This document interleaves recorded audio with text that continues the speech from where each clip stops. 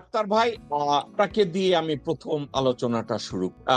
ডিম আগে না মুরগি আগে, সাবজেক্ট এরকম হয়। এখন আপনি কি বাংলাদেশের বর্তমান শাসন ব্যবস্থা, একটা গণতান্ত্রিক পন্থা একটা নির্বাচন হয়েছে, আমিও মনে করি আমার প্রধানমন্ত্রীর নাম তারেক রহমান। আমার আমার আমার এক্ষেত্রে আমার কোনো বিতর্ক নাই, এটা নিয়ে আমি বিতর্ক করছি না। কারণ একটা দেশের প্রধানমন্ত্রী one at a time. So এই মুহূর্তে বিএনপি সরকার চালাচ্ছে, আমি ধরে নিলাম Tarique Rahman. What is the difference between the tenor of Hasina Sheikh এবং Tarique Rahman? What is the difference?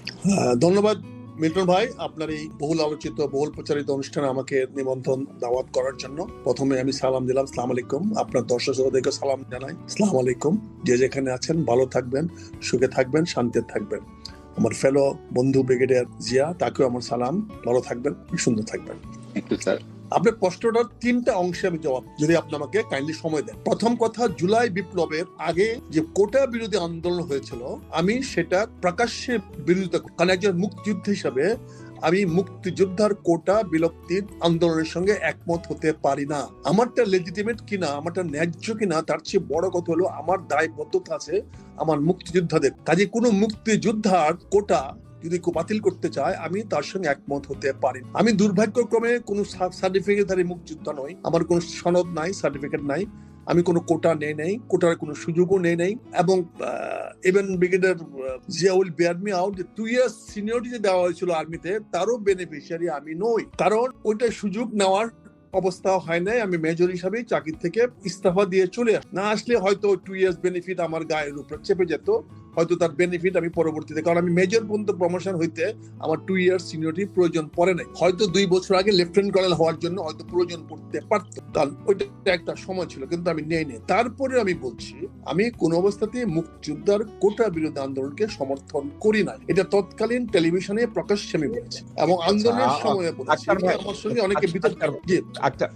ঠিক আছে, আপনি মুক্তিযোদ্ধা, আপনি আমি তিনটা অংশে বলছি তো, না ভাই, আমরা যদি আপনি সরকার ভাই না আক্তার ভাই, আমি আপনারা যদি মানে প্রত্যেকটা আমাদের টক শোতে আমাদের ফরম্যাটিং এ একটা সমস্যা হয়, মানে আমরা যদি 3 মিনিট 4 মিনিট একটা ব্যাখ্যা করতে যাই, তাহলে ইন্টারঅ্যাক্টিভ আলোচনাটা থাকেন। এখন আপনি আমাকে একটা বলছেন, এরপরে আপনার সাথেই আমি কথা বলতেছি, আমি জিয়া সাহেবের কাছে যাচ্ছি না, আপনার কাছেই থাকি। আপনি বলছেন আপনি সমর্থন করেন, আমি এটাকে আমি আর দুইটা লাইনে শেষ করে দিচ্ছি, আমি দুইটা সেন্টেন্স শেষ করে দিচ্ছি। কিন্তু পরবর্তীতে এটা উইটনেস আছে, সবাই আছে। আমি আক্তার ভাই, আপনার কথা আমরা শুনতে পাচ্ছি না। সেই আন্দোলনের পরে আমি তখন আহ্বান জানিয়েছিলাম, আমরা শুনতে পাচ্ছি না, সেটাতে আছি। পরবর্তীতে জুলাই সনদ যেটা আসছে, জি শুনতে পাচ্ছি আমি, তখন পরবর্তীতে আমি জুলাই আন্দোলনের একজন নগণ্য অংশীদার ছিলাম। সেই জুলাই আন্দোলনে আমি স্বতঃস্ফূর্ত অংশগ্রহণ করেছি, আমার এলাকায় অংশগ্রহণ করেছি, ঢাকায় অংশগ্রহণ করেছি, আমার পুরো পরিবার আমার নাতিরা সব ইউনিভার্সিটিতে পড়ে, তারা অংশগ্রহণ করেছে। সেটা হলো হাসিনা বিরোধী, অর্থাৎ হাসিনাকে পদত্যাগ করতে হবে, সরকার পতন হবে। সেই আমি যে কথাটা বলতে চাচ্ছি, এই জুলাই আন্দোলনে আমাদের বাংলাদেশের অনেকের কৃতিত্ব আছে, কিন্তু এই জুলাই আন্দোলনটা শুরু করেছে যারা, তাদের একটা চেতনা, সে চেতনাটা হলো শেখ হাসিনাকে পদত্যাগ করতে হবে, সরকারের পতন। এবং তারপরে কথা ছিল যে এই চেতনাকে ধারণ করতে হবে যাতে এই ধরনের স্বৈরাচার বা। আক্তার ভাই, আপনি আমার প্রশ্নের মধ্যে নাই, আপনি টোটালি, আমি ইতিহাস নিয়ে কথা বলছি, আপনি পদার্থবিদ্যা চলে গেছেন।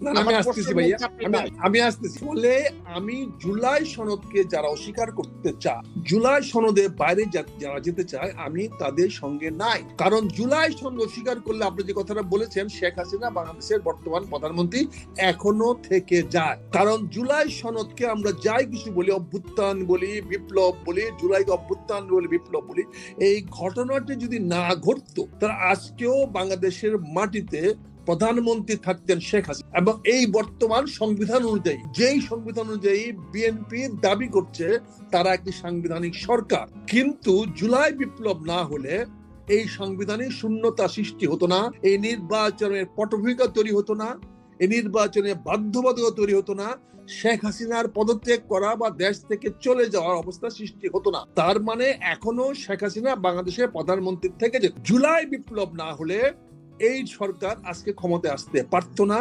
অতএব জুলাই বিপ্লবকে অস্বীকার করলে বর্তমান সরকার সম্পূর্ণভাবে অসাংবিধানিক, অবৈধ হয়ে যায়। বর্তমান সংসদ অবৈধ হয়, বর্তমান সরকারের সকল কার্যক্রম অসাংবিধানিক এবং অন্যায় হয়ে যায়, অপরাধ। এইগুলো সম্ভব হয়েছে ডক্টর ইউনূস বিপ্লবের সঙ্গে, জুলাই বিপ্লবের সঙ্গে প্রথমে বিশ্বাসঘাতকতা করার জন্য। তিনি জুলাই বিপ্লব উত্তর বিপ্লবী সরকার গঠন না করে সংবিধানের মাধ্যমে একটা জগা খিচুড়ি সরকার গঠন করে তিনি প্রথমে বিপ্লবীদের পিঠে ছুরিকাঘাত করেছেন, বিশ্বাসঘাতকতা করেছেন, আস্থা ভঙ্গ করেছেন, বেইমানি করেছেন। সে আস্থা ভঙ্গ বেইমানির কারণে আজকে এই নতুন একটি অদ্ভুত সরকার উদ্ভব হয়েছে। আজকে যে সরকার সাংবিধানিক সরকার বলে দাবি করছে, বড়াই, আমি এর তীব্র প্রতিবাদ করছি। এই সরকার তখনই বৈধ হবে, এই সরকার জনগণের বৈধ সরকার হবে যদি সে জুলাই সনদ মেনে চলে, যদি সে জুলাই বিপ্লবের প্রতি শ্রদ্ধাশীল হয়, যদি সে জুলাই বিপ্লবের চেতনা অনুযায়ী সে আগামীতে এবং তার বর্তমানকে নিয়ে এগিয়ে যায়। এ না হলে আমি আপনার মতো বলবো যে এখনো বাংলাদেশের বৈধ প্রধানমন্ত্রী, আমাদের বিদ্যমান সংবিধান অনুযায়ী প্রধানমন্ত্রী যেভাবে চুপ্পু এখনো রাষ্ট্রপতি, যেভাবে এখনো বাংলাদেশ সেনাবাহিনীর প্রধান জেনারেল ওয়াকারুজ্জামান সেনা প্রধান, সে একইভাবে শেখ হাসিনা এখনো বাংলাদেশের প্রধানমন্ত্রী। এটাতে আমার প্রতি আপনার অসন্তুষ্ট হতে পারে, আমার প্রতি আপনারা অসন্তুষ্ট না, মোটেই আমরা আমার উপরে নির্যাতন নিয়ে আসতে পারেন, কিন্তু বাস্তবতা হলো জুলাই সনদকে অস্বীকার করলে শেখ হাসিনা বাংলাদেশের সাংবিধানিক প্রধানমন্ত্রী। ওকে, ঠিক আছে। আপনাকে আপনি প্রথম পর্যায়ে আসলে আক্তার ভাই, এবার আমি আর আপনি একটি ইন্টারঅ্যাক্টিভ আলোচনা। জি, আমার প্রশ্নটা ছিল হাসিনার আমলে, হাসিনার পতনের আগের দিন পর্যন্ত, অর্থাৎ 4th of August 2024, আপনি কি মনে করেন কিনা যে ওই সময় স্বাধীন সার্বভৌম বাংলাদেশ ছিল? মানে আমরা লং ডিসকাশনে যাব না, এক কথায় উত্তর দিতে চাই, শেখ হাসিনার 15 বছর শাসন আমলে বাংলাদেশ কোনো অবস্থাতে স্বাধীন সার্বভৌম ছিল না। ওকে, অনেক মেহেরবানি আপনাকে। এইটার বিস্তার আলোচনাটা আমি আপনাকেই আবার করব। আচ্ছা, আপনি আগস্টের 4 তারিখে 2024 অথবা হাসিনার শাসন আমলের পুরো সময়টাই বাংলাদেশ স্বাধীন ও সার্বভৌম ছিল না, চমৎকার উত্তর দিয়েছেন। এবার প্রশ্ন, এই মুহূর্তে তারেক রহমান যেদিন থেকে বাংলাদেশের শাসনভার হাতে নিলেন, তারেক রহমান এবং বিএনপি, আপনি মনে করেন কিনা যে বাংলাদেশ স্বাধীন সার্বভৌম বাংলাদেশ? এখানে আমার মনে করার দুইটা প্রি কন্ডিশন আছে ভাইয়া, ইফ ইউ ডোন্ট মাইন্ড আমাকে অ্যালাউ করতে হবে। যেটা প্রি কন্ডিশন হলো, এই বর্তমান সরকার জনগণের সুষ্ঠু নির্বাচনের মাধ্যমে নির্বাচিত হয়েছে, এতে কারো কোনো সন্দেহ নাই, কারো কোনো প্রশ্ন নাই। কিন্তু নির্বাচনটা অনুষ্ঠিত হয়েছে জুলাই সনদের ভিত্তিতে, জুলাই বিপ্লব। যদি বর্তমান সরকার জুলাই বিপ্লবকে ধারণ না করে, জুলাই বিপ্লব অনুযায়ী সরকার পরিচালনা না করে, যদি জুলাই বিপ্লবের বা সনদে যে প্রতিজ্ঞা করার কথা ছিল, যে শপথ দেওয়ার কথা ছিল, সেই শপথ গ্রহণ না করে, তাহলে এক বাক্যে বলতে হবে এই সরকার বৈধ নয়, এই সরকার বিপ্লবোত্তর সরকার নয়। আর বিপ্লবোত্তর সরকার অন্য কোন দেশের আনুকূল্য ছাড়া, অর্থাৎ বাংলাদেশের সার্বভৌমত্ব স্বাধীন রক্ষা করে এই সরকার টিকে থাকতে পারে না। যেহেতু এই সরকার বর্তমানে বাংলাদেশের জনগণের আস্থা এবং বিশ্বাসের উপরে তথা জুলাই বিপ্লবের উপরে নির্ভর করে ক্ষমতায় থাকছে না। যেমন ডক্টর ইউনূস তার যত কিছু অপরাধে থাকুক, কিন্তু তার ক্ষমতার ভিত্তি ছিল জুলাই বিপ্লব। সে যে 18 মাস ক্ষমতায় ছিল, সেটা ছিল জুলাই বিপ্লব, এবং 18 মাসটা সে প্রমাণ করতে পেরেছে বাংলাদেশ সার্বভৌম এবং বাংলাদেশ স্বাধীন। কারণ সে কোনো বিদেশিদের কথায় চলে নাই। তার ইচ্ছা ভুল থাকতে পারে, ভালো থাকতে পারে, সঠিক থাকতে পারে, কারো কাছে খারাপ মনে হতে পারে। আমিও তার অনেকগুলোর সঙ্গে একমত নই, অনেকগুলোর সঙ্গে তার কট্টর বিরোধিতা, কিন্তু তার শাসনামলটা প্রমাণ করে যে বাংলাদেশের জনগণের সার্বভৌমত্ব ছিল, কারণ জুলাই বিপ্লবের ফসল ছিল ডক্টর ইউনূস এবং তার সরকার। ফলে জুলাই বিপ্লব মানে হলো স্বাধীন সার্বভৌম বাংলাদেশ। জুলাই বিপ্লবের মূল চেতনাই হলো কোন বিশ্বের কোন দাদা, অন্য কোন লোক বাংলাদেশের উপর খবরদারি করবে না। বাংলাদেশ স্বাধীন সার্বভৌম হিসেবে থাকবে, সবার সঙ্গে ইতিবাচক বন্ধুত্বপূর্ণ সম্পর্ক থাকবে, যার যার স্বার্থ রেখে সবার সঙ্গে ভালো সম্পর্ক থাকবে। এটাই ছিল জুলাই বিপ্লবের সনদ বা জুলাই বিপ্লবের চেতনা বা জুলাই বিপ্লবের মূল ধারণা। কিন্তু যারা এটার সঙ্গে বেইমানি করবেন, যারা এটা থেকে সরে যাবেন, তাদেরকে অবশ্যই কোনো বিদেশি শক্তির কাছে নত থাকতে হবে, কোনো বিদেশি শক্তির ক্রীড়ক থাকতে হবে। ইতিমধ্যে আমরা 1 মাসের মধ্যে দেখছি আমাদের বিভিন্ন বিদেশি শক্তিরা বাংলাদেশের রাজনীতির উপরে ভর করছে, বাংলাদেশের রাজনীতিকে প্রভাবিত করার চেষ্টা করছে, যেখানে জনগণের যেখানে জনগণের মতামত মূল্য দেওয়া হচ্ছে না, সে অবস্থায় মনে করি বর্তমান সরকার আবারও সার্বভৌমত্ব স্বাধীনতাহীনতার দিকে হাঁটছে, এবং আগামীতে যদি আবার শেখ হাসিনার পুনরাবৃত্তি এখানে হয় অন্য কোনো নামে, অন্য কোনো মাধ্যমে, কিন্তু আমি আশ্চর্য হব না। ওকে, মেজর আক্তার, আপনি চমৎকার বলেছেন। আমি আপনার কাছে আসবো, আপনার এটার উপরে আমার ফলো আপ কোশ্চেন আছে, কিন্তু তার আগে আমি ব্রিগেডিয়ার জিয়া আপনার কাছে আমি একটা জিনিস জানতে চাচ্ছি। আক্তার ভাই, আপনার ফোনটাকে একটু অন অফ করেন, অফ করে আবার ব্যাক করেন। ওকে, ঠিক আছে, থ্যাংক ইউ। ওকে, জিয়া ভাই, আপনার কাছে একটা কথা জানতে চাচ্ছি। মেজর আক্তার সরাসরি বলেছে হাসিনা শাসন আমলে বাংলাদেশ স্বাধীন ও সার্বভৌম ছিল না। কেন ছিল না? বাংলাদেশ পরিচালিত হয়েছে ভারতের নীল নকশায়। সরাসরি, কোনো পরোক্ষ ভাবে না, প্রত্যক্ষ ভাবে। বাংলাদেশ এবং হাসিনার বাংলাদেশ তফাৎ কোথায়? আপনি কি তফাৎ দেখেন? প্রথম কথা হলো, দুই ব্যক্তি। হাসিনা এক ব্যক্তি ছিলেন, এখন প্রধানমন্ত্রী তারেক রহমান আরেক। সুতরাং এটা হলো মানে প্রধানতম পার্থক্য। এটা যেটাকে আমি বলবো ফিজিক্যাল ডিফারেন্স। আইডিওলজিক্যাল ডিফারেন্স হয়তো তাদের আইডিওলজিক্যাল ডিফারেন্স আছে কিনা আমি ঠিক জানি না, বাট আমি আমার দৃষ্টিকোণ থেকে আমি দেখি না আইডিওলজি এখানে। যে কারণটা হলো, ঠিক যে সমস্ত কাঠামো হাসিনা রেখে গিয়েছিলেন সেই কাঠামোকে ঠিক রাখা হয়েছে, এবং ঠিক একই আচরণ, একই পথে, সিম্পলি কপি পেস্ট যেটা বলি আমি, ঠিক উনি যা যা করেছেন ইনিও তাই করছেন। এখানে হয়তো কিছুটা মানে চাকচিক্য আছে, সুগার কোটিং আছে। এই আমি প্রোটোকল নিলাম না, আমি পুলিশ দ্বারা করাচ্ছি না, আমি হাত নাড়ছি রাস্তায় চলতে চলতে, ঠিক আছে না?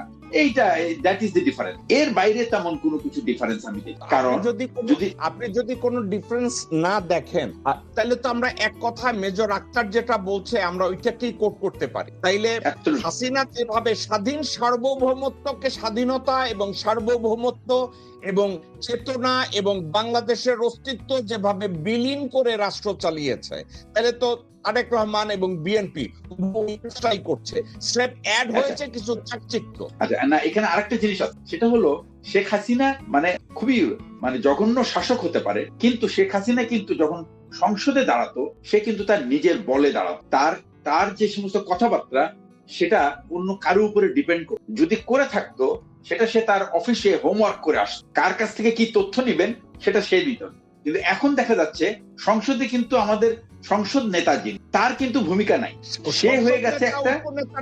বলতে চাচ্ছেন বর্তমান সংসদ নেতা উপনেতার ভূমিকা পালন করছে, অথবা উপনেতাও না, সংসদ নেতা তো নাই, উপনেতারও নাই, উপস্থিতি নাই। সেখানে আরেকজন ব্যক্তি প্রমিনেন্স পেয়েছে এবং সেই সবার ভূমিকা পালন করছে। সে উপনেতা, সেও সংসদ নেতা, কিন্তু তার নিজের যে কাজ সেটার মধ্যে কিন্তু সে নাই, ওইটার মধ্যে সে ব্যস্ত না। He is busy in performing the role of প্রধানমন্ত্রীর রোল এবং উপপ্রধানমন্ত্রীর রোল পালন করছেন, কিন্তু স্বরাষ্ট্রমন্ত্রীর রোল তিনি পালন করছেন না, ওখানে নাই। কারণ একটাই, সেটা হচ্ছে উনি বিএনপির কাছে, বিএনপির অ্যাকচুয়ালি সমস্ত সংসদ সদস্য যারা আছে তাদের কাছে উনি প্রমাণ করতে পেরেছেন উনার গালগর্ব বক্তব্য দিয়ে যে উনি একমাত্র জ্ঞানী ব্যক্তি, আর বিএনপি তার কোনো দ্বিতীয় কোনো জ্ঞানী ব্যক্তি নাই, যিনি নাকি এই সংবিধান, নিয়ম কানুন বা স্পিরিট, গভর্নেন্স যাই বলেন আপনি, সুশাসন, এগুলির উপরে কোনো কথা বলতে পারে।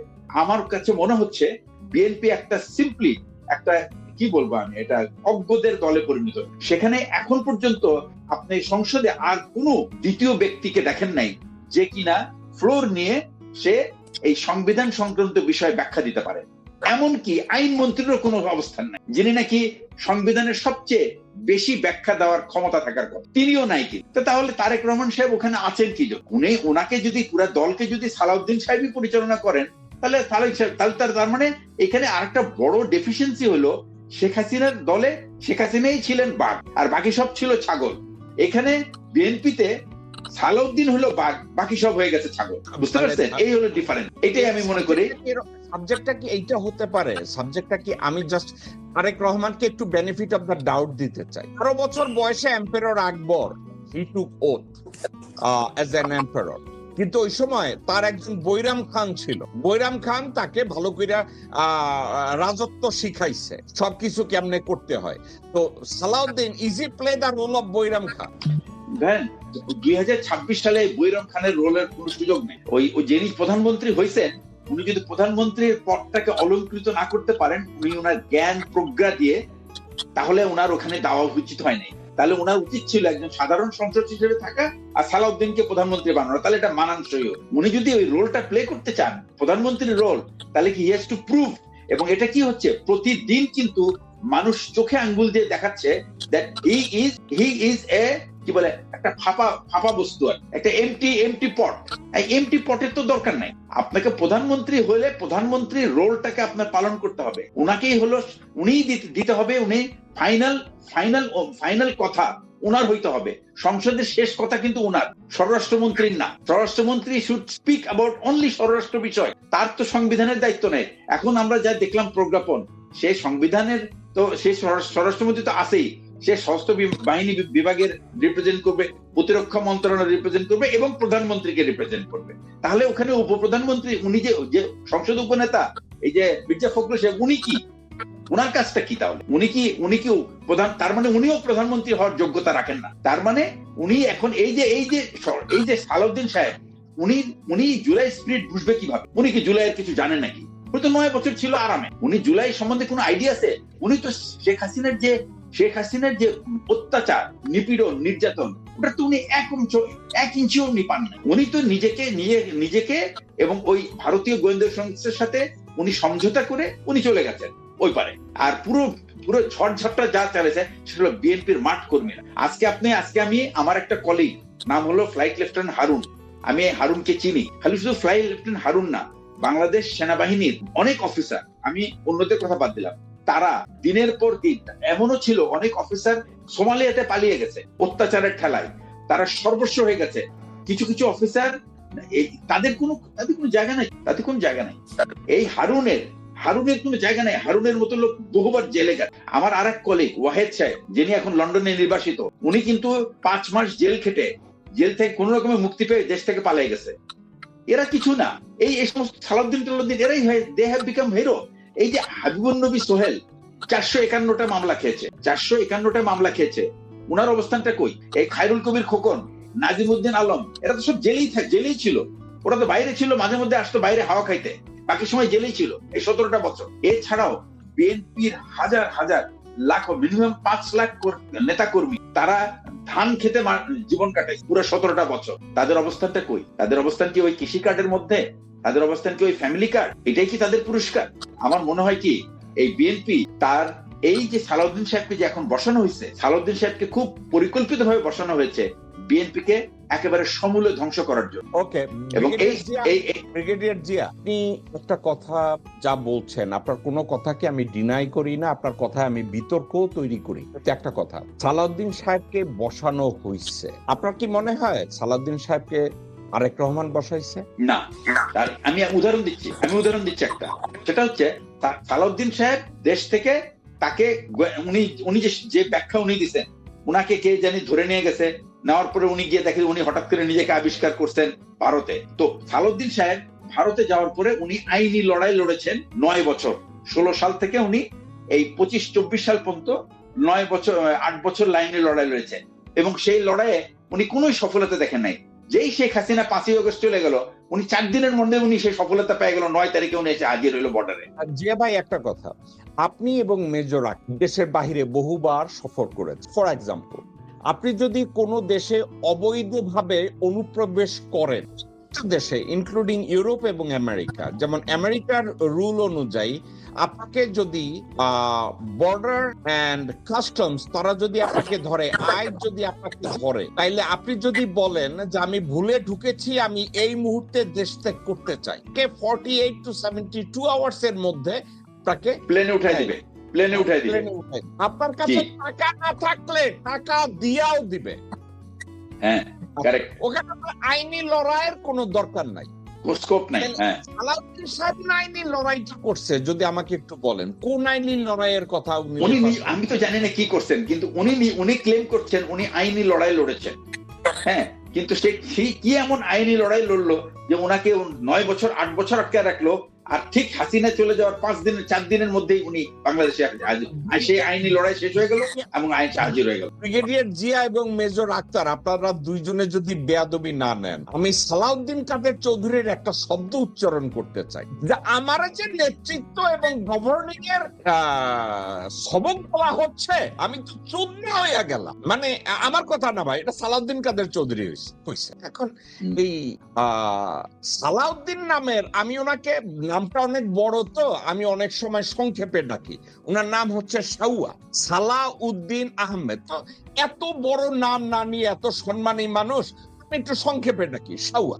সাউয়া বলছে আইনি লড়াই করছে ইন্ডিয়াতে। As a matter of fact, বাংলাদেশের কোন নাগরিক যদি ভারতে যায়, সেখানে অবৈধভাবে যদি প্রবেশ করে, এই অবৈধ অনুপ্রবেশের জন্য কোন আইনি লড়াইয়ের কোনো কিছু নাই। উনি ওখানে বিশ্বাস যদি করেও থাকে যে ওনাকে গুম করে ওখানে নিয়ে গেছে, তাইলে উনি পরের দিন উঠে বলবে, দেখো আমি এখানে ইচ্ছাকৃত ভাবে আসি নাই, বাই ফোর্স আমাকে এখানে আনা হয়েছে, আমাকে একটা ট্রাভেল পাস দাও, আমি বাংলাদেশে চলে যাই। End of the story. It may take 3 to 4 business day, maximum a week. ওনার 9 বছর লাগছে। সাবজেক্টটা এটা হইলো না যে হাসিনা শেখ 6 বছর রয় ট্রেনিং নিছে 77 সাল থেকে 81 পর্যন্ত, 76 থেকে 75 থেকে 81। তাহলে সালাউদ্দিন কি ঠিক একই কাজটা করেছে? না, 2 বছর বেশি নিছে। ও আচ্ছা, বুঝেছি। তো আজকে এই পর্যন্তই, কিন্তু প্রশ্নগুলো এখানেই শেষ নয়। এই দেশ, এই রাজনীতি, এটা আমাদের সবার। আপনি, আমি, আমরা সবাই মিলে গড়ে তুলব সচেতনতার একটা মঞ্চ। আপনার ভাবনা, আপনার চিন্তা এবং আপনার মতামত আমাদের দরকার। তাই কমেন্টে লিখে জানান এই মুহূর্তে আপনি কি ভাবছেন এবং আপনি কোন দিকে তাকাচ্ছেন। রিপাবলিক অ্যান্ড পলিটিক্স কেবল খবর বা বক্তব্যের জায়গা নয়, এটা একটা ভিন্ন মতের প্ল্যাটফর্ম। এখানে প্রশ্ন করার সাহস আছে, সত্যের পেছনে ছুটে চলার স্পর্ধা আছে। চ্যানেলটি ভালো লাগলে অবশ্যই সাবস্ক্রাইব করে পাশে থাকুন, কারণ একটা ক্লিকেই হতে পারে হাজারো অন্ধকার ভেদ করে আলো খোঁজা শুরু। ফিরছি পরের পর্বে আরো খোলামেলা বিশ্লেষণ নিয়ে। সে পর্যন্ত সবাই ভালো থাকুন, সুস্থ থাকুন। আল্লাহ হাফেজ।